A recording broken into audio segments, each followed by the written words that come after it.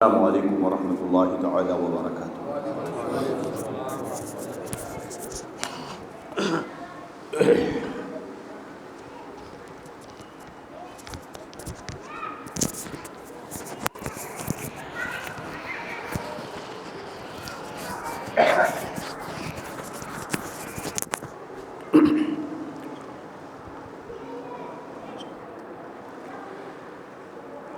الحمدللہ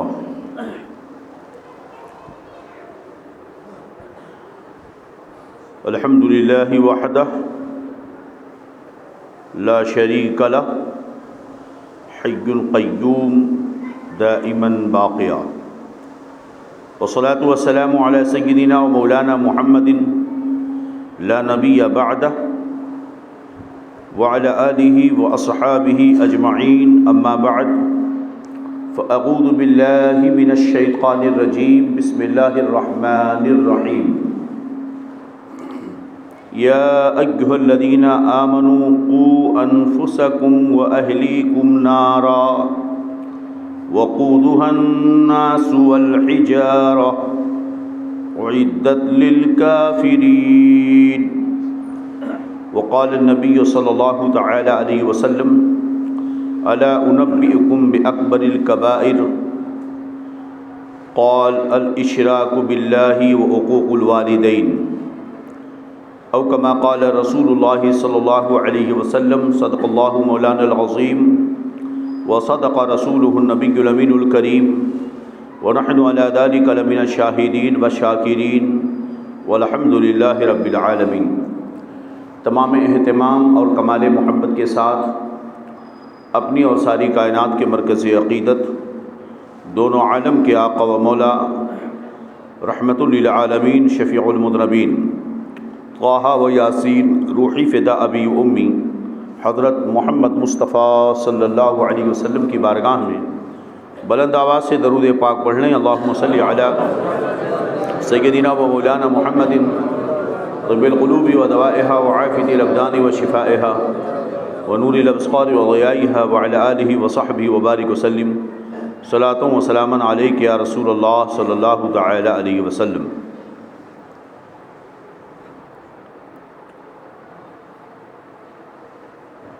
شہد دکھائے زہر پلائے قاتل ڈائن شوہر کش،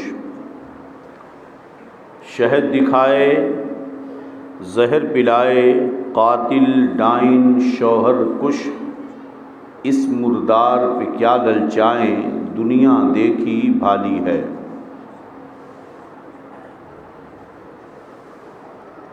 وہ سوئے لالا زار پھرتے ہیں تیرے دن اے بہار پھرتے ہیں، جو تیرے در سے یار پھرتے ہیں در بدر یوں ہی خار پھرتے ہیں۔ آہ غافل وہ کیا جگہ ہے جہاں پانچ جاتے ہیں چار پھرتے ہیں۔ مومن کا یہی نعرہ ہونا چاہیے اور یہی عمل ہونا چاہیے کہ انہیں جانا انہیں مانا، نہ رکھا غیر سے کام، للہ الحمد میں دنیا سے مسلمان گیا۔ حضرات، بڑی تیزی سے زمانے کے حالات بدل رہے ہیں، اور جیوں یہ زمانہ نبی اکرم نور مجسم صلی اللہ علیہ وسلم کے ظاہری برکت نشاں زمانے سے دور ہوگا، قیامت کے قریب ہوگا، شر و فساد، بدعمالیاں، گناہ، برائیاں، بے ادبی دن بدن آگے بڑھتی جائے گی۔ اس دنیا کی تباہ و بربادی کا انتظام انسان خود کرتا ہے۔ زمین کا تو عالم ہے کہ ان الارض یرثها عبادی الصالحون، اللہ فرماتا ہے کہ میری اس زمین کے وارث تو میرے نیک بندے ہوں گے۔ تو جب تک اس دنیا پر نیک بندوں کا وجود ہوگا زمین قائم رہے گی، اور جیوں شر و فساد، گناہ اور بے حیائیاں بڑھیں گی، نیکوں کا وجود کم ہوگا، زمین اپنا وجود کھو دے گی، بیلنس خراب ہوگا، زلزلے آئیں گے، جھٹکے آئیں گے، قتل و غارت گری، بڑے بڑے حرج اور واقعات پیش آئیں گے۔ انسان کے جسم میں جو روح ہے، اس کا رشتہ اگر اللہ رب العزت سے پکا ہو، پختہ ہو، تو وہ روحانیت کی طرف، رب کے تقرب اور اس کی وصل کی طرف بھاگتا ہے۔ اور جب بندہ اپنے وجود کو اللہ کی یاد میں اور اس کی اطاعت میں فنا کرتا ہے تو اللہ اسے ملکوتی صفت عطا فرماتا ہے۔ مسلسل 2 جمعہ سے 3 جمعہ سے آپ سے یہی گفتگو ہو رہی ہے کہ سچا پکا جب بندہ مومن ہو جاتا ہے، جب سچا پکا بندہ مومن ہو جاتا ہے، تتنزل علیہم الملائکہ، ان کے اوپر فرشتے اترتے ہیں۔ اللہ تخافوا ولا تحزنوا وابشروا بالجنۃ التي کنتم توعدون، مت ڈرو، مت گھبراؤ، مت ڈرو اور نہ ہی غم کرو، خوشیاں مناؤ ان باغوں کا جس کا تم سے وعدہ کیا گیا ہے۔ دوسری جگہ قرآن پاک میں اللہ رب العزت نے ارشاد فرمایا ولا تہنوا ولا تحزنوا وانتم الاعلون ان کنتم مومنین، مت ڈرو، مت گھبراؤ، تم ہی کامیاب بھی رہو گے، کامیاب بھی رہو گے، شرط یہ ہے کہ تم مومن ہو۔ ان کنتم مومنین، اگر تم ایمان والے ہو۔ ایمان و عقیدہ سب سے پہلے ضروری ہے، اور ایمان و عقیدہ جس بندے کا پختہ ہوگا وہ اپنی ہر چیز کو سنت مصطفیٰ اور فرمان مصطفیٰ کے دائرے میں گزارے گا۔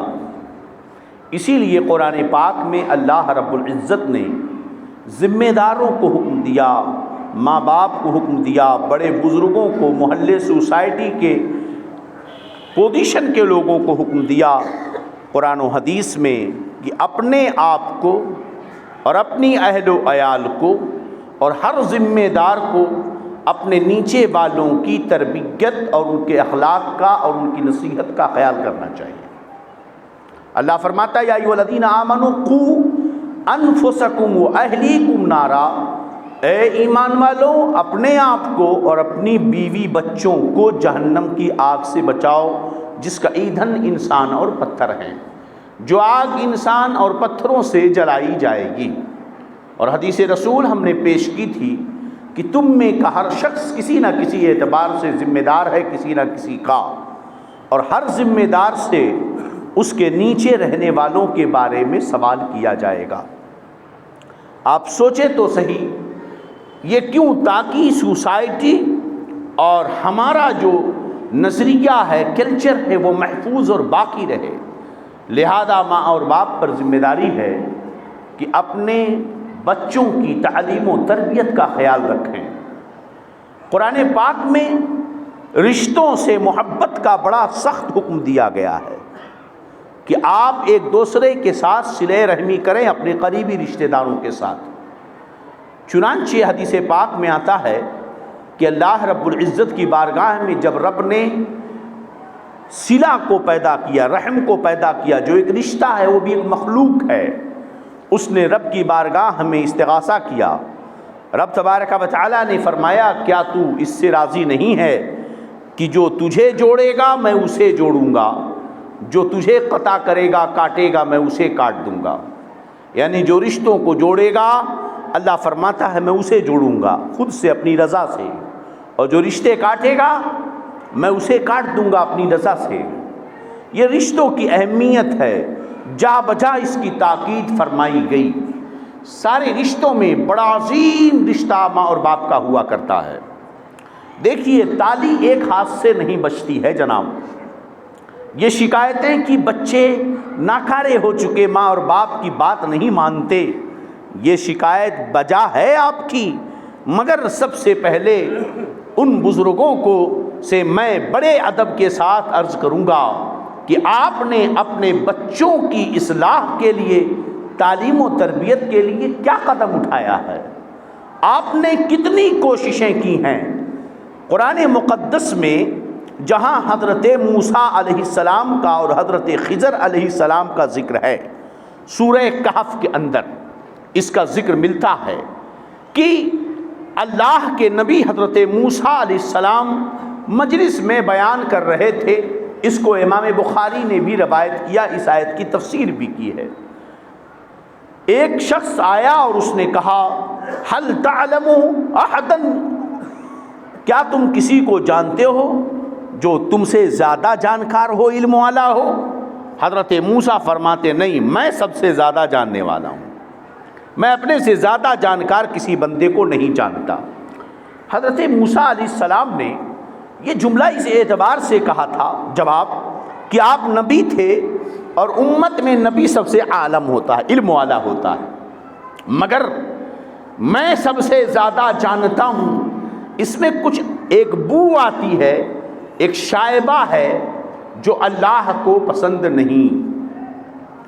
تو اللہ نے ہماری تعلیم کے لیے حضرت موسیٰ پر عتاب فرمایا بل عبدنا خضر هو اعلم منک، موسیٰ تجھے تو یہ کہنا چاہیے تھا کہ اللہ زیادہ جاننے والا ہے اور اللہ ہی بہتر جانتا ہے، مگر تم نے کہا میں زیادہ جانتا ہوں۔ سن، ہمارا بندہ خضر ہے جو تم سے زیادہ جانتا ہے۔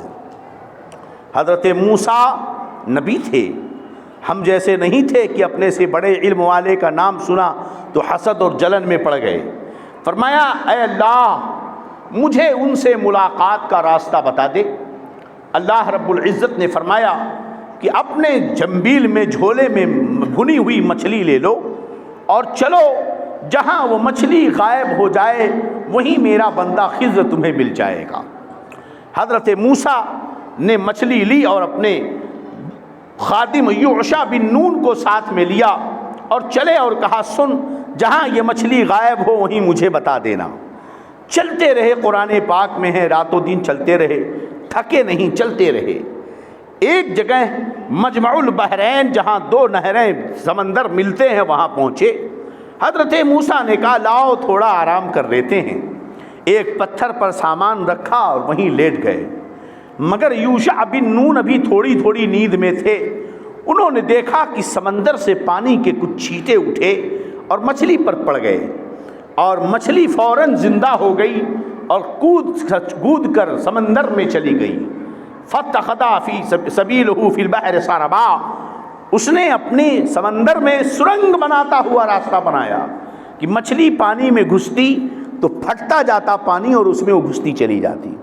یہ اللہ کی قدرت دیکھو کہ بھنی ہوئی آگ میں تلی ہوئی بھنی ہوئی نمک لگائی ہوئی مچھلی آب حیات کے پڑنے سے وہ زندہ ہو گئی اور سمندر میں اس نے اپنا راستہ بنا لیا۔ اٹھے حضرت موسیٰ، یوشع بن نون کچھ نیند میں غالباً تھے، بتانا بھول گئے، اٹھے اور پھر چلتے رہے، رات دن چلے، بہت تھک گئے۔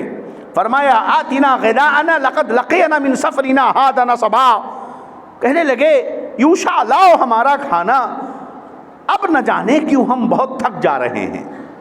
حدیث پاک میں آتا ہے کہ اس سے پہلے راتوں دن چلے موسیٰ، جہاں پہنچنا تھا وہاں تک تو تھکے نہیں، لیکن جہاں پہنچنا تھا وہاں سے آگے جب نکلے تو تھک گئے، یہ اللہ کی مرضی تھی۔ کہنے لگے ارائیتنی، آپ مجھے بتائیں ہم جہاں ٹھہرے تھے وہیں مچھلی تو میں زندہ ہو کر سمندر میں بھاگ گئی۔ کہنے لگے ذالک کنا نبغی فارتد علی آثارہما قصصا، حضرت موسیٰ فرماتے ہیں ارے وہی جگہ تو ہم ڈھونڈ رہے تھے، چلو اپنا بریت پر نشان قدم دیکھتے ہوئے کہیں راستہ ادھر ادھر نہ ہو، اسی نقش قدم پر واپس پلٹے اور جب پہنچے تو دیکھا فَإِذَا رَجُلٌ مُسَجَّ بِثَوْبٍ، ایک بندہ چادر تان کر سویا ہوا تھا، ایک دم سر سے پیر تک چادر سے اوڑھا ہوا۔ ایک روایت میں ہے کہ سمندر میں اب بھی سرنگ تھی، اس میں چلتے گئے تو اندر سمندر میں دیکھا 20 سمندر میں ایک بندہ چادر اوڑھ کر، ہری چادر اوڑھ کر تنے ہوئے ہیں۔ پہنچے حضرت موسیٰ، کہا السلام علیکم، سننے کے بعد انہوں نے کہا این فی ارضنا السلام، یہاں کون سلام کرنے والا ہو گیا کہ سمندر میں تو کوئی ہے نہیں جو سلام کرے۔ یا ایک مطلب یہ ہے کہ وہاں پتھر پر تھے اور وہ پورا کفار کا علاقہ تھا، کوئی سلام کہاں کرتا۔ فرمانے لگے کہ میں موسیٰ ہوں۔ حضرت خضر نے فرمایا موسیٰ بنی اسرائیل کے موسیٰ؟ فرمایا ہاں۔ پھر گفتگو ہوئی، فرمایا حضرت موسیٰ نے کیا آپ مجھے اپنے ساتھ رکھیں گے تاکہ اللہ نے جو آپ کو کچھ علم لدنی عطا فرمایا ہے اس میں سے میں بھی کچھ سیکھ لوں؟ تو حضرت خضر نے فرمایا انک لن تستطیع معی صبرا، تم میرے ساتھ نہیں صبر کر سکتے ہو، تم بڑے جلالی ہو اور میرے عمل و حرکت کو دیکھ کر تم کو جلال آئے گا۔ حضرت موسیٰ نے فرمایا نہیں، ہم کچھ نہیں کہیں گے، بس آپ کے ساتھ رہیں گے۔ کہا ایک شرط پر کہ جو کچھ بھی میں کروں اعتراض نہ کرنا، بعد میں تمہیں بتاؤں گا کہ میں نے ایسا کیوں کیا ہے۔ حضرت موسیٰ نے وعدہ کر لیا۔ اب چلتے گئے، سمندر کے کنارے کنارے چلے جا رہے ہیں۔ ایک کشتی آئی، کشتی کے مالک نے حضرت خضر کو پہچان لیا، اس نے کہا بیٹھ جائیے۔ حضرت خضر، موسیٰ اور یوشع بن نون تینوں بیٹھ گئے۔ اب کشتی بیچ میں چلی، اچانک تفسیر میں ایک پرندہ آتا ہے، کشتی کے کونے بیٹھتا ہے اور پانی میں چونچ مار کر پیتا ہے، اڑ جاتا ہے۔ حضرت خضر فرماتے ہیں اے موسیٰ بنی اسرائیل، اس پرندے کو دیکھا تم نے جس نے سمندر میں چونچ ماری ہے؟ اس سے سمندر کے پانی کو کچھ فرق پڑا؟ کچھ بھی فرق نہیں پڑا۔ فرمایا جتنا اس پرندے کے چونچ نے پانی کے سمندر کے پانی میں کچھ فرق نہیں کیا ہے، اسی طرح میرے اور تمہارے علم سے اللہ کے علم پر کوئی فرق نہیں پڑتا ہے۔ یہ وہ شان ہے رب کی، تھوڑا سا پانی لیا کیا فرق پڑا سمندر کو۔ بہرحال حضرت خضر نے تھوڑی دیر کے بعد کشتی کا ایک پٹرا اکھاڑ دیا لکڑی کا۔ حضرت موسیٰ جلال میں آ گئے، قوم حملنا بغیر نمل، تو ایک ایسی لوگ بیچارے کتنے اچھے، بغیر کرایہ ورایا کے بٹھا لیا اور آپ نے ان کا تختہ پھاڑ دیا، لتغرق اہلہا، تاکہ وہ ڈوب مرے اسی میں۔ آپ بہت غلط کام کر رہے ہیں۔ حضرت خضر نے فرمایا میں نے کہا تھا نا تم صبر نہیں کر سکتے۔ کہنے لگے لا تؤاخذنی بما نسیت، میں جو بھول گیا اس پر میری پکڑ مت کرو، اب نہیں کچھ بولوں گا۔ سمندر کے اس کنارے اترے، چلتے رہے۔ ایک نوجوان بچہ چھوٹا سا بڑا خوبصورت پیارا کھیل رہا تھا۔ حضرت خضر اس کے پاس گئے، اس کے سر کا بال پکڑا اور اٹھا کے پتھر پر پٹک دیا اور مر گیا، گردن اس کی اکھاڑ دی۔ حضرت خضر موسیٰ پھر جلال میں آ گئے، اقتلت نفسا زکیا بغیر نفس، ایک صاف ستھری جان کو بے وجہ مار ڈالا تم نے۔ حضرت خضر فرماتے ہیں یقیناً میں نے تم سے کہا تھا کہ تم صبر نہیں کر سکتے ہو، پھر کہا معاف کر دو، اب نہیں پوچھوں گا۔ ایک گاؤں میں گئے، بھوک بڑی لگی تھی اور گاؤں والوں سے کہا ہمیں کھانا کھلا دو۔ گاؤں والوں نے کہا مہمان بنا لو۔ گاؤں والوں نے کہا نہیں، ہم نہیں مہمان بنائیں گے، کسی چلتے پھرتے اجنبی کو مہمان کوئی تھوڑی بناتا ہے۔ نہیں بنایا۔ گاؤں کے باہر نکلنے لگے تو ایک دیوار تھی جو گرنے والی تھی۔ قرآن پاک میں یرید ان ینقض، قریب تھا وہ دیوار، چاہ رہی تھی کہ میں گر جاؤں۔ حضرت خضر علیہ السلام نے قال بیدی، اپنے ہاتھ سے اسے چھوا کھالی۔ اللہ والوں کی طاقت دیکھو۔ اب یہ حدیث نہیں ہے کہ تم سلفیوں اہل حدیثوں ہاتھ پیر پھیلانے والوں بتاؤ۔ حضرت خضر نے ایوں ہاتھ پھیرا تو دیوار فوراً سیدھی ہو گئی۔ اتنی بڑی دیوار، قرآن فرماتا ہے فوراً ہاتھ لگایا تو ہاتھ کیا، دیوار کیا ہو گئی؟ سیدھی ہو گئی۔ اللہ تعالیٰ اپنے محبوب بندوں کو یہ طاقت عطا فرماتا ہے، سمجھ گئے؟ پھر موسیٰ جلال میں آ گئے۔ ایک ایسے گاؤں کے نالائق لوگ جو ایک وقت کا ہمیں کھانا نہیں کھلا سکتے، آپ نے ان کی دیوار بغیر مزدوری لیے ٹھیک کر دی ہے۔ حضرت خضر فرماتے ہیں بس ھذا فراق بینی و بینک، اب تم میرے ساتھ نہیں رہ سکتے، بس ہو گیا۔ بار بار وعدہ کر رہے ہو، بھول جاتے ہو، لیکن میں تمہیں بتا دوں گا تینوں واقعے کے بارے میں۔ ایک تو یہ جو میں نے کشتی کا پٹرا اکھاڑا تھا، وہ یوں کہ سمندر کے اس کنارے ایک ظالم بادشاہ تھا جو اچھی کشتیوں کو چھین لیتا تھا۔ میں نے جان بوجھ کر اس کی کشتی کا پٹرا اکھا کر عیب لگا دیا تاکہ اس کی کشتی چھینی نہ جائے اور اسی سے وہ روزی روٹی کمائے۔ سمجھ گئے آپ؟ اے الٹی ہی چال چلتے ہیں دیوانے گانے عشق، آنکھوں کو بند کرتے ہیں دیدار کے لیے۔ اور کہا لڑکا کہا وہ بچہ بڑا خوبصورت تھا، ماں باپ کے لیے فتنہ تھا، وہ بڑے بڑے جرم کرتا مگر اس کی محبت میں ماں باپ ایک دم دیوانے تھے۔ توجہ چاہتا ہوں، ماں باپ اس کی محبت میں دیوانے تھے، بڑا لاڈ پیار کرتے تھے، بڑے بڑے جرم کر کے آتا، ماں باپ اس کے جرم کو چھپا دیا کرتے تھے، مگر بیچارے بڑے سیدھے سادھے تھے۔ اور میں نے یہ دیکھا کہ کہیں اس کی محبت میں وہ کفر تک نہ کر بیٹھیں، اس لیے میں نے انہیں رب کے حکم سے اس بچے کو مار دیا۔ اللہ انہیں اچھا اور ستھرا بچہ عطا فرمائے گا۔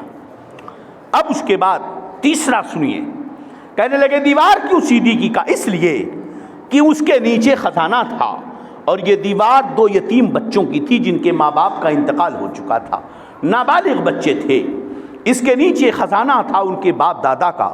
اگر دیوار گرتی تو لوگ لوٹ لیتے، تو میں نے اسے دیوار کو صحیح کر دیا کہ جب یہ دونوں بچے بڑے ہوں اپنے ہاتھوں سے دیوار کو اکھاڑیں، پھر اپنے ہاتھ سے وہ خزانہ لے لیں۔ کیوں ایسا ہوا؟ فرمایا کان ابوہما صالحا، ان دونوں کے ماں باپ بڑے نیک تھے، ان دونوں کے ماں باپ بڑے نیک تھے۔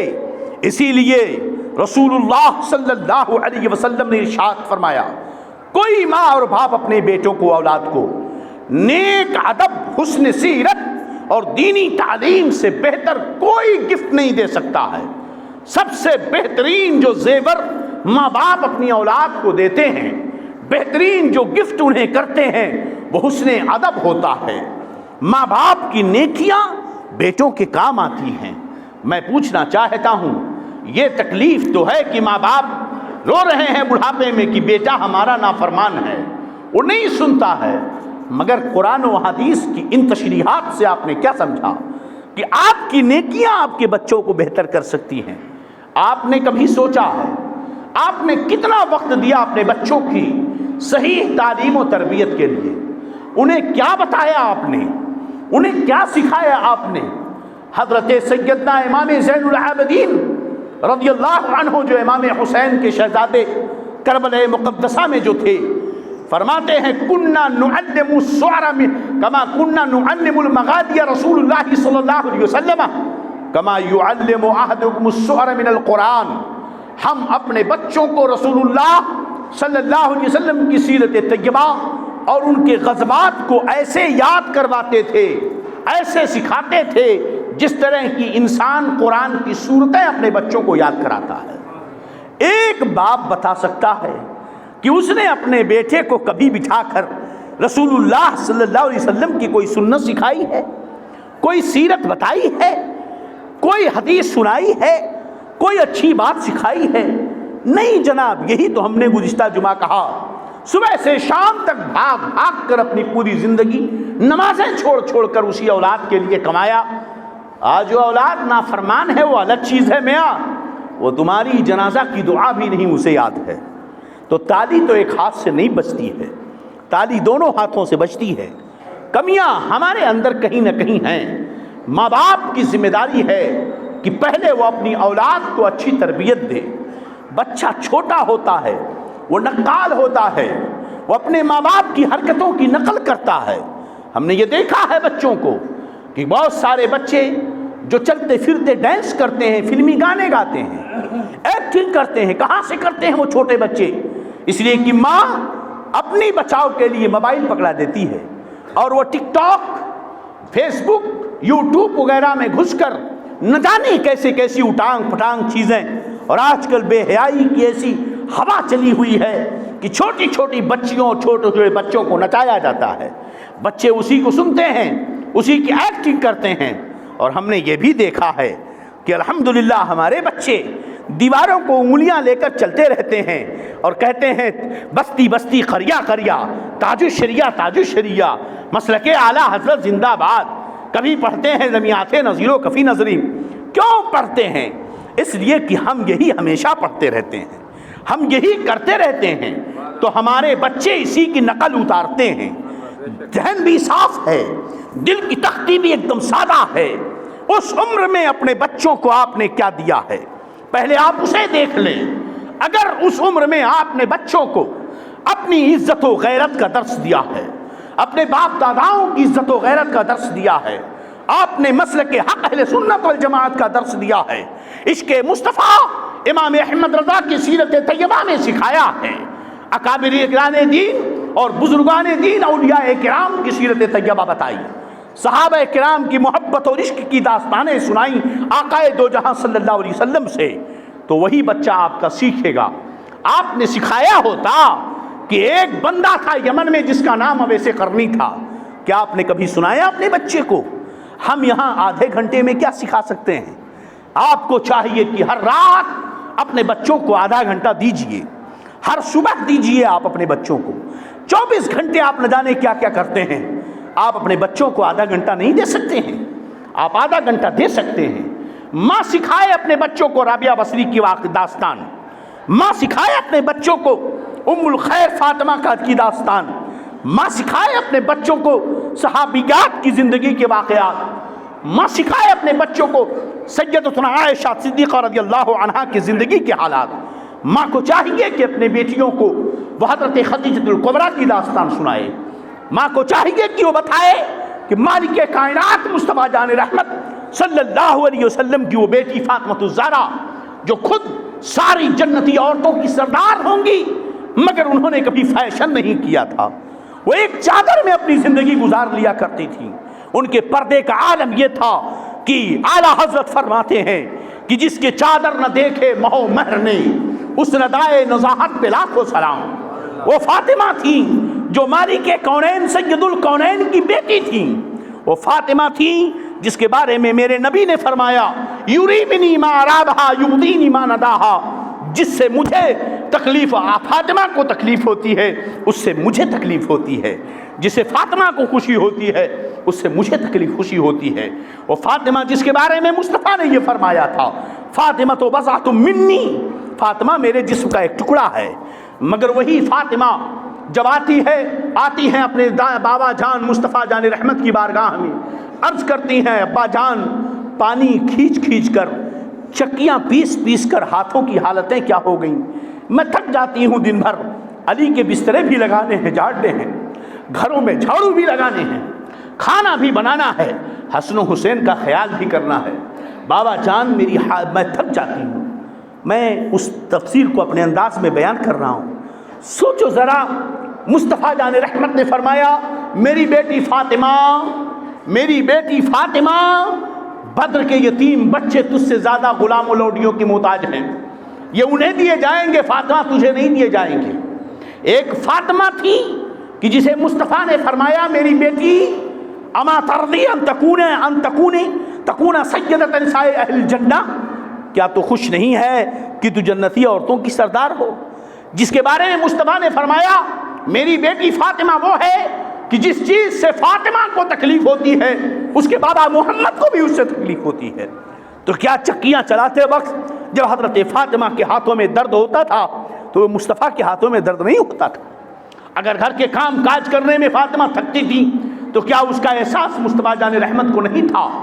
میرے دوستوں، جہاں فاطمہ کی عزت و عظمت کا مقام بیان کرنا ہوا وہاں مصطفیٰ نے یہ بیان کیا، لیکن جہاں ایک باپ کی حیثیت سے بیٹی کو تربیت دینا تھا وہاں مصطفیٰ نے یہ تربیت دی کہ امت کی بیٹیوں کو یہی چاہیے کہ جب مالک کونین سید الانبیاء محبوب خدا دونوں عالم کا مالک و مختار اپنی بیٹی کو نوکر نہیں دیتا، نوکرانی نہیں دیتا ہے، تو اے میرے امتیوں تم نوکر و نوکرانی اور اس طرح کی فیسلٹیز کی سوچ کیسے سکتے ہو؟ کیا کسی ماں نے سکھایا اپنی بیٹیوں کو یہ؟ کسی باپ نے بتایا اپنی بیٹیوں کو یہ؟ نہیں جناب۔ ہماری فاطمہ کبھی اس نے میک اپ کیا تھا؟ بیٹی پارلر گئی تھی، وہ ٹائٹ جو ہے نقاب و برقعے، وہ بھی جھلملے جو ہے چمکدار نقاب جسے دیکھنے کے بعد شرم و حیا نہ جو ہے شرما جائے، ایسی ہماری بچیاں باہر نکلتی ہیں۔ کیا ہم نے کبھی درس دیا؟ تو صرف یہ کہنا کہ بیٹی ناکاری ہے یہ ظلم ہے، پہلے یہ تو دیکھو کہ ہم نے اسے تعلیم کیسی دی ہے۔ اور کیا آپ نے سکھایا؟ کبھی آپ نے بتایا کہ حضرت اویس قرنی جو یمن کے رہنے والے تھے، مصطفیٰ جان رحمت کا ظاہری زمانہ پایا، کتنی عظیم سعادت تھی مصطفیٰ کو دیکھ لینا ایمان کی حالت میں، اللہ اللہ مقام صحابیت و مقام ہے کہ میرے نبی صلی اللہ علیہ وسلم ارشاد فرماتے ہیں اللہ اللہ صحابی لا تسبوا اصحابی، خبردار میرے صحابہ کو کبھی برا مت کہنا۔ میرے نبی نے فرمایا اصحابی کلہم عدول، میرے سارے صحابہ عادل ہیں، کسی کے بارے میں زبان طعن مت کھولنا۔ میرے آقا نے فرمایا اے دنیا کے لوگوں سن لو، اگر تم احد پہاڑ کے برابر بھی سونا اللہ کی راہ میں خرچ کر دو، اور میرا کوئی ایک صحابی ایک مٹھی بھر جاؤ بھی اللہ کی راہ میں خرچ کر دے، مٹھی بھر گیہوں اللہ کی راہ میں خرچ کر دے، تو تمہارے سونے کی خیرات میرے صحابی کے مٹھی بھر جو کی خیرات کے برابر نہیں ہو سکتی ہے۔ وہ مقام مقام صحابیت ہے کہ بڑا سے بڑا قطب ابدال ولی غوث اغواث اوتاد مقرب بارگاہ کسی بھی مقام پر پہنچا ہو، وہ صحابی کے گھوڑے کی دھول کے برابر بھی نہیں پہنچ سکتا ہے۔ سمجھ گئے آپ؟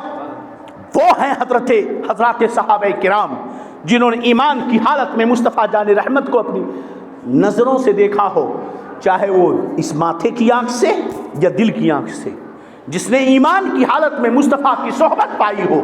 ایک سیکنڈ کی لمحہ مہلت، ایک صحابی آیا اور اس نے کہا یا رسول اللہ میں آپ پر ایمان لاتا ہوں، کلمہ پڑھا ایمان لایا، اذان ہو رہی تھی، وہ جانے کی تیاری میں تھا، روح اس کی قبض انصری سے پرواز کر گئی، ابھی ایمان لایا ہے، ایک وقت کی بھی نماز نہ پڑھ سکا، وہ انتقال کر گیا۔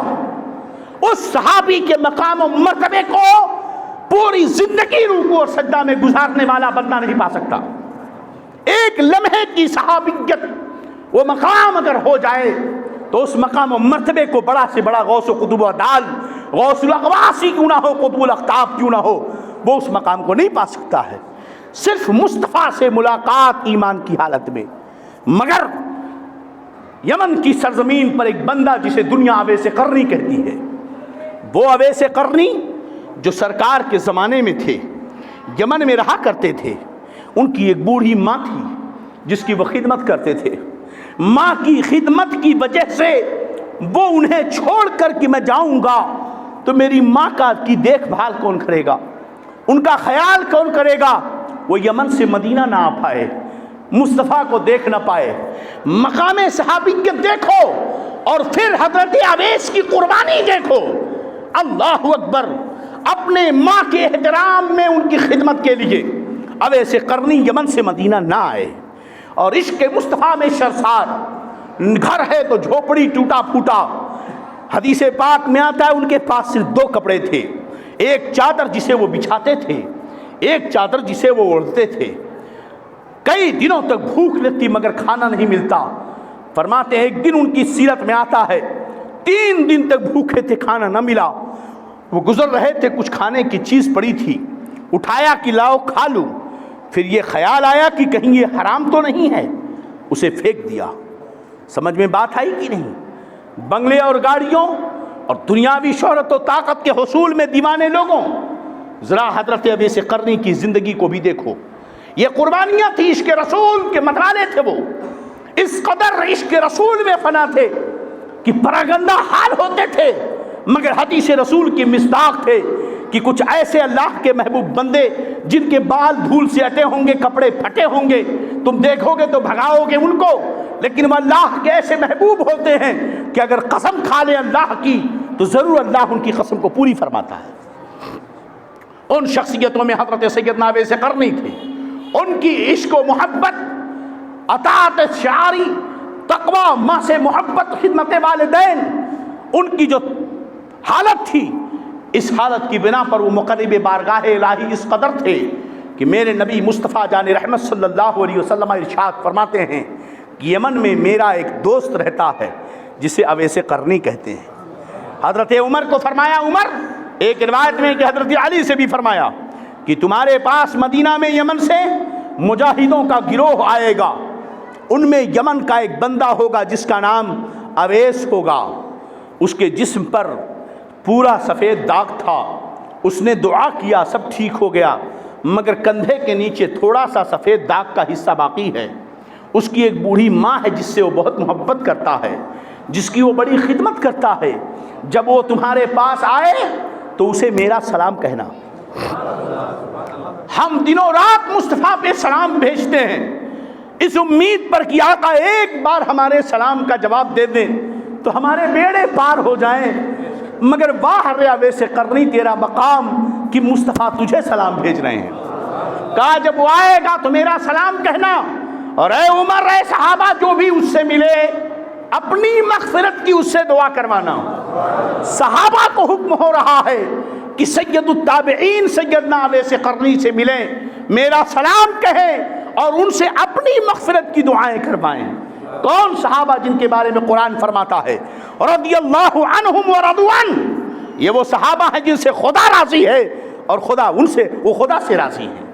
یہ صحابہ سے خدا راضی ہے اور صحابہ خدا سے راضی ہیں۔ اللہ نے ان کے اگلے پچھلے سب معاف کر دیے، وہ سب کے سب عادل ہیں، مگر مصطفیٰ فرماتے ہیں جب میرا اویس آئے تو اسے میرا سلام کہنا اور اپنی مغفرت اس سے کروانا۔ قیامت کے دن جب سب لوگ بخشے جائیں گے، جنتی جہنم جنت میں، جہنمی جنت جہنم میں جائیں گے، سب کو حکم ہوگا، اویس قرنی کو حکم ہوگا تم کھڑے رہو، جو جا رہے ہیں جانے دو، تم کھڑے رہو۔ حکم ہوگا اویس تم اب مغفرت کرواؤ گنہگاروں کی، مصطفیٰ کے امتیوں کی۔ حضرت اویس قرنی جو ہے اوس و خزرج کے قبیلے کے برابر، سمجھے کہ نہیں، بکریوں کے بالوں کے برابر کثیر تعداد میں گنہگاروں کو بخشوا کر جنت میں داخل فرمائیں گے۔ مسلم شریف میں حضرت عمر فاروق خود بیان فرماتے ہیں کہ مصطفیٰ صلی اللہ علیہ وسلم نے مجھ سے کہا کہ جب اویس آئے گا پوچھنا۔ چنانچہ جب جماعت آئی تو آپ نے جب بھی کوئی یمن سے کوئی گروہ مدینہ آتا تو حضرت عمر ہر گروہ سے پوچھتے تم میں کوئی اویس ہے، کوئی اویس ہے؟ ایک دن ایک قافلہ آیا، فرمایا ہاں یہ اویس ہیں۔ فرمایا تمہارا نام اویس ہے؟ کہا ہاں۔ یمن سے ہو؟ ہاں۔ کرن سے ہو؟ کہا ہاں۔ تمہارے جس پر سفید داغ تھا سب ٹھیک ہو گیا ایک داغ باغی؟ کہا ہاں۔ تمہاری ایک ماں ہے جس سے تم بہت پیار کرتے ہو؟ ہاں۔ فرمایا مصطفیٰ جان رحمت نے تم کو سلام کہا ہے اور یہ کہا ہے کہ میری مغفرت کی دعا کرو۔ حضرت علی سے بھی یہ مروی ہے، حضرت اویس قرنی سے انہوں نے مغفرت کی دعا کی۔ حضرت عمر فاروق فرماتے اب کہاں کا ارادہ؟ فرمایا کوفہ جا رہا ہوں۔ کوفہ تشریف لے گئے۔ کچھ دنوں کے بعد کوفہ کا ایک سردار آیا حج یا عمرہ کی غرض سے، حضرت عمر فاروق سے ملاقات ہوئی۔ فرمایا کیا وہاں اویس ہے؟ جب حضرت اویس کوفہ جا رہے تھے حضرت عمر نے فرمایا میں کچھ خط لکھ دوں وہاں کے حاکم کو؟ حضرت اویس فرماتے ہیں میں فقیروں میں رہنا زیادہ پسند کرتا ہوں۔ حضرت اویس کوفہ گئے، وہاں سے پھر جب قافلہ آیا تو حضرت عمر سے ملاقات ہوئی۔ فرمایا اویس سے ملے ہو؟ کہا ہاں ہم نے اویس کو دیکھا ہے، ٹوٹی پھوٹی گری پڑی جھوپڑی کے اندر وہ رہتا ہے۔ اللہ اکبر۔ کہا سرکار نے فرمایا تھا کہ اویس کو سلام کہنا، اپنی مغفرت کی دعائیں کرنا۔ اے کوفہ کے حامیر جب تم جانا تو اویس کو سلام کہنا اور اپنی مغفرت کی اس سے دعا کروانا۔ فرماتے میں گیا اور میں نے سلام عرض کیا اور کہا میری مغفرت کی دعا کرو۔ حضرت اویس فرماتے ہیں کہ نہیں تم اچھے سفر سے آئے ہو، مدینہ سے آئے ہو، تم میری مغفرت کی دعا کرو۔ انہوں نے کہا نہیں آپ کریں۔ انہوں نے کہا نہیں تم مدینہ سے نیک سفر سے آئے ہو، میرے لیے دعا کرو۔ پھر اس نے کہا نہیں آپ دعا کیجئے۔ حضرت اویس نے فرمایا تم مدینہ سے آئے ہو، نیک سفر سے آئے ہو، میرے لیے دعا کرو۔ پھر انہوں نے کہا تو فرمایا کیا عمر سے ملاقات ہوئی تھی تمہاری؟ فرمانے لگے ہاں۔ تب انہوں نے ان کی مغفرت کی دعا فرمائی ہے۔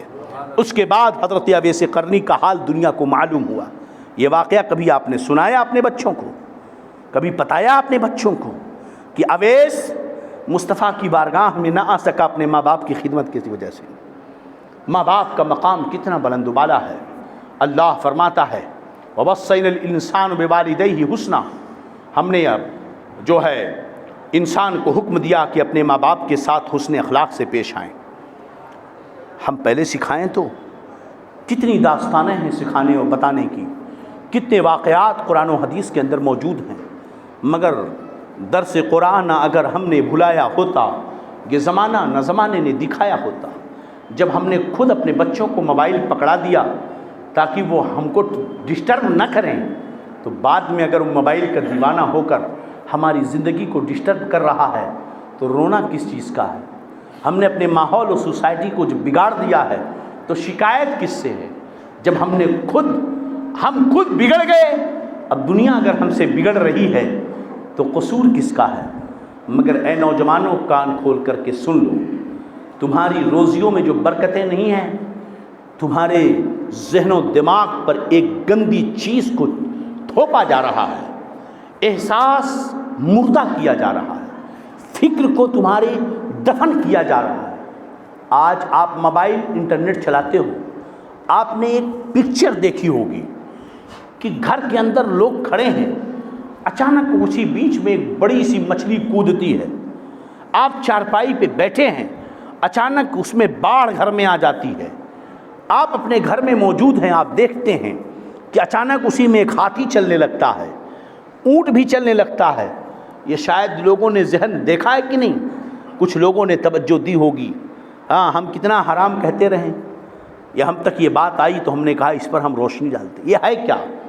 ہم اسے دیکھ کر بڑے خوش ہوتے ہیں، تعجب میں پڑتے ہیں کہ یہ کیسی سیٹنگ ہے کہ ایک کمرے میں لوگ بیٹھے ہیں، اچانک وہ ایسا لگتا ہے کہ کمرے میں بیٹھے ہیں مگر وہ پانی پانی سا محسوس ہوتا ہے، اور اس کے اندر مچھلیاں تیرتی ہوئی نظر آتی ہیں، بڑے بڑے جانور بھی دوڑتے نظر آتے ہیں، حالانکہ ہم وہیں بیٹھے ہوئے ہیں۔ یہ ایک مخصوص قسم کی ٹیکنالوجی ہے جسے ہم اس وقت بڑے ہی مذاق کے انداز میں، بڑے ہی خوشی سے اسے دیکھ رہے ہیں، مگر سمجھ نہیں رہے ہو کہ یہ دجالی فتنوں کا ایک بہت بڑا وجود ہے۔ میرے نبی صلی اللہ علیہ وسلم نے فرمایا جب دجال آئے گا تو اس کے پاس جنت ہوگی اور جہنم ہوگی، جو اسے مانے گا اسے اپنی وہ جنت میں ڈالے گا، اور جو اسے نہ مانے گا اسے اپنی جہنم میں ڈالے گا، جبکہ حقیقت میں اس کی جنت حقیقت میں جہنم ہوگی اور اس کی جہنم حقیقت میں جنت ہوگی۔ یہی تو یہ سیٹنگ ہے کہ آپ کسی بھی شہر کو تیاریاں کی جا رہی ہیں، ایسی سیٹنگ ہو رہی ہے کہ ایک ہرے بھرے شہر کو آگ کے دہانے میں دکھایا جاتا ہے، جبکہ حقیقت میں وہ شہر شہر ہی ہوتا ہے، وہاں ہریالیاں بھی ہوتی ہیں، پانی کی ندیاں ہوتی ہیں، مگر اسے آگ کا سمندر دکھایا جاتا ہے۔ یہ سب ٹیکنالوجی کی سیٹنگ اور ویڈیوز کی جو ہے چال بازیاں ہیں۔ ہم کو ایک نئی دنیا میں گھیر کر رکھا جانے کی کوشش کی جا رہی ہے، اور کان کھول کر کے سن لو، خود کو ہوشیار بہت مت سمجھو، یہ سارے فتنے صرف تمہارے لیے ہیں، یہ سارے فتنے صرف امت مسلمہ کے لیے ہیں، یہ سارے فتنے صرف ہمارے وجود کو برباد کرنے کے لیے کیے جا رہے ہیں، اس لیے کہ نبی غیبتانے ہی وہ ہمارا نبی ہے جس نے آج سے 1500 سال پہلے ان سارے فتنوں کو کھول کھول کر کے بیان کر دیا ہے۔ سمجھ میں بات آ گئی کہ نہیں؟ لیکن آپ ان فتنوں کے شکار کب ہوں گے؟ جب آپ دین سے دور ہوں گے، دینی تعلیم سے دور ہوں گے، آپ شریعت سے بے بہرہ ہو جائیں گے، قرآنی تعلیم آپ بھلا دیں گے، احادیث طیبہ سے دور، اولیاء کرام کی محبت سے آپ دور ہوں گے، تو یہ ساری چیزیں آپ ان کے دھوکے میں آ جائیں گے۔ میرے دوستوں یاد رکھو، آج نتیجہ کیا ہو رہا ہے؟ لوگ ان ٹیکنالوجی کے پیچھے پڑ کر محنتیں کرنا بند کر رہے ہیں، کام کاج کی طرف توجہ نہیں دے رہے ہیں۔ نتیجہ کیا ہو رہا ہے؟ کہتے ہیں روزی میں برکت نہیں ہے۔ یاد رکھو، میرے نبی صلی اللہ علیہ وسلم ارشاد فرماتے ہیں، جو اپنے خونی رشتوں کے ساتھ اچھے سلوک کرتا ہے، جو چاہتا ہے کہ اس کی روزی میں برکت ہو، اس کی عمر میں برکت ہو، وہ اپنے قریبی خونی رشتہ داروں کے ساتھ حسن سلوک کرے۔ ان میں سب سے بڑا حق کس کا ہے؟ ماں کا ہے اور اس کے باپ کا ہے۔ میرے نبی صلی اللہ علیہ وسلم کی بارگاہ میں سرکار سے پوچھا گیا، یا رسول اللہ مجھ پر سب سے زیادہ حق کس کا ہے؟ فرمایا تیری ماں کا۔ پھر پوچھا پھر کس کا؟ فرمایا تیری ماں کا۔ پھر پوچھا پھر کس کا؟ فرمایا تیری ماں کا۔ پھر پوچھا پھر کس کا؟ فرمایا تیرے باپ کا۔ سوچو، ماں کا مرتبہ 3 مرتبہ بیان فرمایا، اس لیے کہ عورت نرم دل ہوتی ہے، باپ سے زیادہ مشقت ہے ماں اٹھاتی ہے، 9 مہینے اپنے پیٹ میں رکھ کر نہ جانے کتنے درد اور مشکلوں کو برداشت کرتی ہے، پھر اس کے بعد اپنا خون جگر دودھ کی شکل میں تمہیں پلاتی ہے، جسے اسے کمزوری بھی آتی ہے، اس کا کیلشیم کم ہو جاتا ہے، نیند راتوں میں بسترے پہ تمہارے چیخنے چلانے سے جب بچہ چیختا چلاتا ہے، بار بار اس کی نیندیں ٹوٹتی ہیں، اسے ایسیڈیٹی کا پرابلم، سر کا درد، ٹینشن، نہ جانے کتنی مشکلات سے اسے دوچار ہونا پڑتا ہے۔ 9 مہینے تو پیٹ کے درد میں پریشان رہی، اور اس کے بعد تک 2 سے 5 7 سال تک تمہاری شرارتوں کو دیکھ کر کے وہ پریشان رہی، مگر کبھی بھی اس نے محبت کا ایک ذرہ بھی کم نہ ہونے دیا۔ وہ ہر مشکل میں رہ کر کے بھی تمہیں دودھ پلاتی رہی، وہ ہر مشقت میں رہ کر کے بھی تمہارا خیال کرتی رہی۔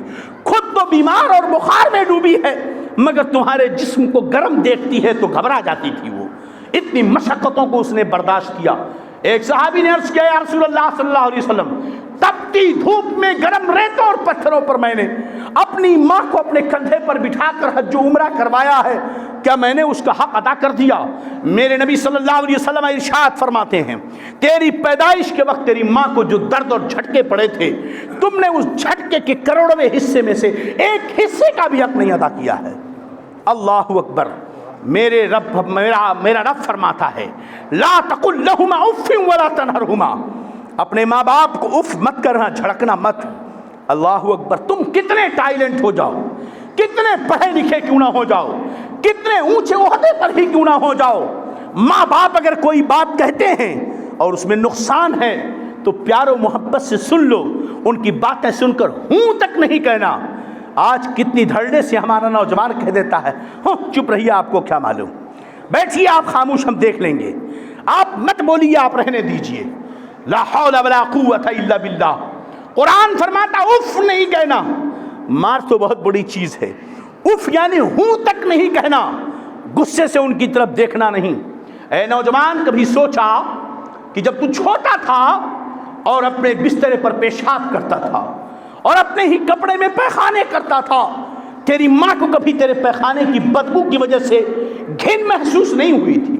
تیرے باپ کو تیرے پیشاب کی وجہ سے کبھی گھن محسوس نہیں ہوئی؟ جب نوجوان بچہ اپنے باپ کے گود میں بیٹھ کر پیشاب کرتا ہے تو باپ ہنستا ہے اور ماں اسے دھلاتی ہے، باپ بھی کبھی کبھی دھلا دیتا ہے۔ یہ ساری مشقتوں کو ماں اور باپ نے برداشت کیا۔ بڑھاپے میں جب وہ پہنچا ہے تو اس کے پیشاب و پیخانہ سے تجھے گھن محسوس ہوتی ہے، اس کے کھخار اور تھوک اور بلغم سے آج گھن محسوس ہو رہی ہے۔ اللہ فرماتا، قل رب ارحمہما کما ربیانی صغیرا۔ سن، جب تیرے ماں باپ بوڑھے ہو جائیں تو صرف خدمت ہی نہیں بلکہ رب کی بارگاہ میں ہاتھ اٹھا کر کے دعا کر، اللہم ارحمہما کما ربیانی صغیرا۔ اے میرے رب، جب میرے ہاتھ کسی لائق نہیں تھے، جب میرے پاس زبان نہیں تھی، جب میں بول نہیں سکتا تھا، درد ہوتا تھا، میں روتا تھا، مگر میرے رونے سے میرا باپ سمجھ جاتا تھا کہ مجھے کیا ہوا ہے، میرے بلکنے سے میری ماں تڑپ جاتی تھی، اسے پتا چل جاتا تھا کہ مجھے کیا ہوا ہے۔ اے میرے رب، جس طرح انہوں نے مجھے بچپن میں پالا ہے، مجھ پر رحمت و شفقت و پیار کیا ہے، اے میرے مولا اسی طرح میرے ماں باپ پر بھی رحم فرما۔ صرف خدمت ہی تجھے نہیں کرنی ہے بلکہ ان کے لیے دعا بھی کرنی ہے۔ میرے دوستوں، سوچو ذرا، آج ہم کہاں تک گزرے ہوئے۔ آج نوجوان اپنی مرضی کی باتیں کرتا ہے، آج بیٹیاں اپنی لائف جینے کی بات کرتی ہیں۔ My life is my life, یہ میری زندگی، آپ کون ہوتے ہیں بولنے والے؟ کس کی زندگی ہے ذرا بتاؤ؟ جب بچپنے میں تو بستر پہ پڑا تھا یا تو پڑی تھی، تجھے بخار آیا، رات میں تڑپ کر روتی رہی، ٹھنڈک کا موسم ہے، ماں کے بسترے پر تم نے پیشاب کر دیا، بستر سے اٹھنے کی ہمت نہیں ہو رہی ہے، مگر وہی ماں اس بھیگے ہوئے بسترے پر خود سوتی ہے مگر تجھے اپنی چادر پہ سلاتی ہے۔ اگر اسی وقت وہ چھوڑ دیتی بخار میں تڑپتا تجھے، تیرا دماغ خراب ہو جاتا تو، تیرے ہاتھ برباد ہو جاتے تو، تیرے ہارٹ میں بلاک ہو جاتا تو، ہاتھ اور پیر کی کوئی حالتیں بگڑ جاتی، پاگل و دیوانہ ہو جاتا تو یہ کہے گا کہ میں مر جاتا، چھوڑ دیتے تو میں مر جاتا۔ میاں، کسی کی موت اس کے ہاتھ میں نہیں ہے، جب اللہ چاہے گا تب موت آئے گی۔ لیکن اس ماں نے اور اس باپ نے تجھے اپنی راتوں کی نیندیں قربان کی ہیں۔ وہ صبح سے شام تک کام کے لیے بھاگتا رہا اور شام کو اسے آرام کرنا تھا، مگر تیری چیخ و پکار، تیرے رونے نے، تیری طبیعت کی خرابی نے اسے رات بھر سونے بھی نہ دیا، اور صبح کل تیرے کام، تیرے کپڑے کے لیے، تجھے پالنے کے لیے اسے پھر کام پہ جانا ہے۔ وہ ماں دن بھر گھر کے کام میں لگی رہی، مگر شام کو تیرے رات میں تیرے چیخ و پکار اور تیرے رونے کو برداشت کرتی رہی۔ بار بار تو ایک ایک گھنٹے پر روتا تھا، دودھ کے لیے تیری ماں اپنی گہری نیند توڑ کر کے دودھ تجھے پلایا کرتی تھی. پڑھا لکھا ہے تو کسی ڈاکٹر سے پوچھ لے کہ بار بار گہری نیند سے جب آدمی اٹھتا ہے تو اس کے دماغ پہ غلط اثر پڑتا ہے. پوچھ کسی ڈاکٹر سے کہ بار بار گہری نیند سے جب کوئی اٹھتا ہے تو اسے سر کا درد شروع ہو جاتا ہے, اسے بیماریاں لاحق ہوتی ہیں. مگر تیری ماں نے کبھی نہیں سوچا کہ میں بیمار ہوں گی, تیرا پیٹ بھرنا چاہیے, میرا بچہ رونا بند کر دے. اتنی مشقتیں ان ماں باپ نے برداشت کی. آج تو کہتا ہے میری زندگی ہے, میری لائف ہے. میرے نبی صلی اللہ علیہ وسلم کی بارگاہ میں ایک صحابی آئے, عرض کرنے لگے یا رسول اللہ صلی اللہ علیہ وسلم, میرے ماں اور باپ چاہتے ہیں کہ پورا مال میں انہیں دے دوں. میرے آقا نے فرمایا انت و مالک لابیک, تو اور تیرا مال سب کچھ تیرے باپ کا ہے, سب کچھ تیرے باپ کا ہے. ایک صحابی آئے, عرض کرنے لگے یا رسول اللہ میری بیوی بڑی خوبصورت ہے, بڑی اچھی اخلاق کی ہے, میں پیار کرتا ہوں, کوئی انبن نہیں ہمارے اور اس کے بیچ میں, مگر میرا باپ چاہتا ہے کہ میں اسے طلاق دے دوں. میرے نبی نے فرمایا سن, تیرا باپ جنت کا دروازہ ہے, چاہے تو دروازے کو رکھ اور چاہے تو دروازے کو توڑ دے. سمجھ میں بات آ گئی کہ نہیں؟ اب سوچو ذرا صحیح, ماں باپ اگر بیوی کو طلاق کا حکم دیتے ہیں تو فقہا کہتے ہیں کہ طلاق دے دے, گنہگار ماں باپ ہوں گے. ماں باپ کی خوشی میں اللہ کی خوشی ہے, مگر یہ ماں باپ کی عظمتوں کا بیان ہے.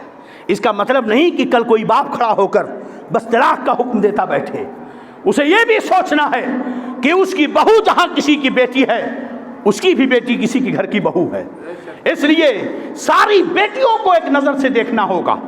میرے دوستوں, یہ مقام کی بات ہے, انہیں اف تک کہنے کی اجازت نہیں. یہاں تک کہ اگر ماں باپ مشرک ہوں, کافر ہوں, میرے نبی فرماتے ہیں پھر بھی ان سے نرمی سے تمہیں بات کرنی ہے. اپنے مشرک ماں باپ کو بھی تم جھڑک نہیں سکتے, کافر ماں باپ کے ساتھ بدتمیزی سے بات نہیں کر سکتے, بلکہ ان کے ساتھ بھی تمہیں ادب سے بات کرنی ہے. ماں باپ کی عظمتوں کو بیان کروں. میرے نبی فرماتے ہیں الا انبئکم باکبر الکبائر, کیا میں تمہیں سب سے بڑے گناہ کے بارے میں نہ بتا دوں؟ صحابہ نے کہا ضرور بتائیں یا رسول اللہ. فرمایا الاشراک باللہ, سب سے بڑا گناہ شرک کرنا ہے, وعقوق الوالدین, اور ماں باپ کی نافرمانی کرنا ہے. کیوں؟ اس لیے کہ ماں باپ کی نافرمانی سے اللہ کا عذاب اترتا ہے, اللہ کا عذاب اترتا ہے. اس لیے کوئی بیٹا یاد رکھے, ماں باپ کی نافرمانی کر کے اپنے گھر میں سکون نہیں پا سکتا ہے. اگر اسے اپنے گھر میں سکون چاہیے تو اپنے ماں باپ کا اسے احترام کرنا پڑے گا. مگر میں پھر کہوں گا تالی ایک ہاتھ سے نہیں بچتی ہے. صرف یہ آپ چاہو کہ آپ کا بیٹا آپ کی ہر بات مانے تو یہ آپ کا تصور غلط ہے. آپ کو یہ چاہیے کہ میرا بیٹا میری ہر حرکت کی نقل کرے, تب میں دیکھوں کہ آپ کتنے سچے ہیں. آپ کی نقل جب نماز پڑھے تو آپ کا بیٹا آپ کی نقل کرے نماز پڑھنے میں. آپ قرآن پڑھیں, آپ کا بیٹا آپ کی نقل کرے قرآن پڑھنے میں. آپ سچ بولیں تاکہ آپ کا بچہ بھی سچ بولے. آپ صداقت کو اپنائیں تاکہ آپ کا بچہ بھی صداقت کو اپنائے. اپنی بیوی کے ساتھ محبت اور پیار کا برتاؤ کریں تاکہ آپ کا بچہ بھی پیار و محبت اور اسے سلوک کو سمجھے. اپنے بھائیوں کے ساتھ رواداری رکھیں تاکہ آپ کا بیٹا بھی اپنے بھائیوں کے ساتھ رواداری رکھے. بیٹا دیکھتا ہے کہ میرا باپ جب دیکھو اپنے بھائی کو گالی دیتا ہے تو یہ بیٹا بھی کل اپنے بھائی کو گالی دے گا. جب دیکھا کہ میرا باپ اپنی ماں کو ہمیشہ گالی دیتا ہے تو یہ بھی اپنی بیوی کو ہمیشہ گالی دے گا. جب باپ نماز نہیں پڑھے گا تو بیٹا نمازی کہاں سے ہوگا؟ ہمیں تعلیم و تربیت اپنے گھر سے شروع کرنی ہے. یا ایھا الذین آمنوا قوا انفسکم واہلیکم نارا وقودھا الناس والحجارہ اعدت للکافرین. اے ایمان والو, بچاؤ اپنے آپ کو اور اپنی آل و اولاد کو جہنم کی آگ سے جس کا ایندھن انسانوں اور پتھر ہیں. لہذا مسلمانوں, ماں باپ کی بھی ذمہ داری ہے, نوجوانوں کی ذمہ داری ہے. اگر طوفان نوح لانے سے چشم فائدہ, دو اشک ہی بہت ہیں اگر کچھ اثر کریں. ہم کتنا بھی سنا ڈالیں, انسان مومن کے دل میں ایمان کا نور ہوتا ہے, اور جس کے دل میں ایمان کا نور ہوتا ہے اللہ اس کے رسول کی باتیں اس کے دل میں اثر کرتی ہیں. اب فیصلہ تمہارے اوپر ہے, ہمارے اوپر ہے. ہمارے دل میں اگر نور ایمان ہے تو یہ اچھی باتیں ضرور ہمارے دلوں پر اثر کریں گی. قرآن فرماتا ذکر فإن الذکر تنفع المؤمنین, نصیحتیں کرو اس لیے کہ نصیحت مومنوں کو فائدہ دیتی ہے. آپ مسجد میں آؤ گے, مسجد کے کام کو دیکھو گے, اپنے گھر پہ اس کا چرچا کرو گے, ایک فکر دکھاؤ گے کہ مسجد کا کام ہو رہا ہے, بہت سارے کام باقی ہیں, کاش میرے پاس ہوتا تو میں اتنا دے دیتا, کاش میرے پاس اتنا ہوتا تو اتنا دے دیتا. مذہب دین مسلک کی باتوں میں جو بری چیزیں ہیں اس سے تنفر ظاہر کرتے اپنے بچوں کے سامنے, اچھی چیزوں کے معاملے میں محبت دکھاتے, تو آپ کا بچہ بھی اس سے ایکٹیو ہوتا. جیسے بلوٹوتھ وائرس بلوٹوتھ کے ذریعہ کنیکٹ ہوتا ہے, یہ باڈی بھی انسان کی مشینری بنائی ہوئی انسان کی باڈی سے ہے. ہر جمعہ آپ کو یہ سب چیزیں جو اعلان کر کے کی جاتی ہیں, اس کا بہت بڑا مقصد یہی ہوتا ہے تاکہ آپ بھی خود سیکھیں اور دوسرے لوگ